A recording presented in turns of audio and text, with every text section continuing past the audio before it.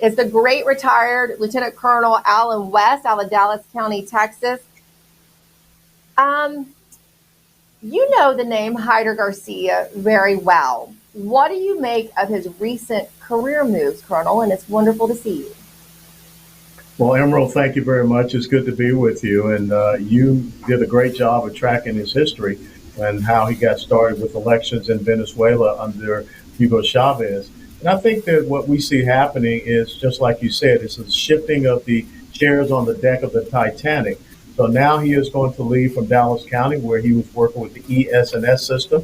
And we were on the show, your program, talking about all the problems that we had in November of 2024 here with the e-poll books, reconciliations not matching up. And now he has gone to Hart Systems, which means he will still have his hand in being able to influence the computers and the election machinery that we have out there. So we should be very concerned that this individual is deemed so important to the cause of the progressives and the leftists that they keep shifting him around from, like you just articulated, Tarrant County to here to Dallas County and now to Hart Systems. And I think that any red county that is using Hart Systems, they should be very circumspect about whether they continue with that system. Absolutely. We're going to follow up. Hart InterCivic has not talked about, say, as much as perhaps Smartmatic or Dominion voting machines, but we have talked about them on the past in this show. And here in Virginia, they are used. So some of the nonpartisan election security groups here in Virginia have often raised concerns about their technology as well. And I would imagine once they know the history of Mr. Garcia, it's going to be even more concerning. Now, there is some good news out of Dallas County, though, right? Because just in the recent days, maybe even yesterday, you all voted to go to paper ballots for your primary. Congratulations, a step in the right direction. Tell us about it, Colonel. Yeah, absolutely. Last night we had our county executive committee meeting, a very spirited debate, and we like that. We enjoyed that. But we did pass two resolutions. One resolution that we will not have a joint primary with the Democrat Party here in Dallas County. We will have our standing separate primary in the same facilities and what have you. But we will also go away from the countywide voting system to a precinct-based voting system on election day. And we will be using the hand count, hand marked paper ballots for election day here in Dallas County. That's a big step for us here. This was something that previous to me being here, the executive committee had tried to do. But now we have successfully got that passed, and we will continue to work with the Dallas County Elections Administrator, who will be coming in from Ohio. His name is Paul Adams. I'm pretty confident he'll be a lot better than Heider Garcia, so that we can get all the things in place. So now we got to build the staffing diagram and make sure we have the resources. So please, to everyone out there in LindellTV world, support us in this effort, because I think our success means success for other counties going to hand count paper ballots. I think so. It'll definitely be a great example. And like we say, courage is contagious. This is definitely an exhibition of courage and competency, or move at least towards competency. Are there perhaps other counties around you that are looking at following suit in Texas?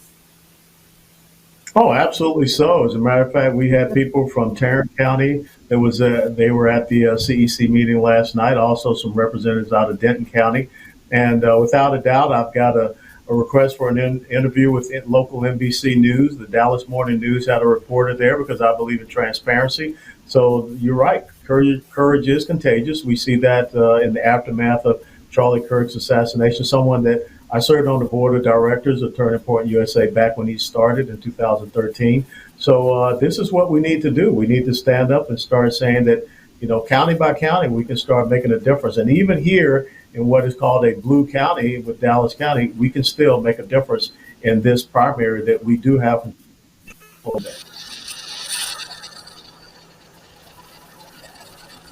Yeah. Seems like it froze up a little bit there, Colonel Alan West. I forgot that you had started with TP USA, and I know you've been saddened by the events. It's been such a terrible situation, but looking forward, one final question. As the president, we await executive action, right? or at least executive order from the president that promotes the use of paper ballots in the United States. When is the deadline for that, right? Because we're in September. We're talking about midterms now. We're not that far away. What is the ultimate final date that we could put, change out the complete election systems here in the United States? Well, I would say the sooner the better. I would not want to see that decision go past the middle of October.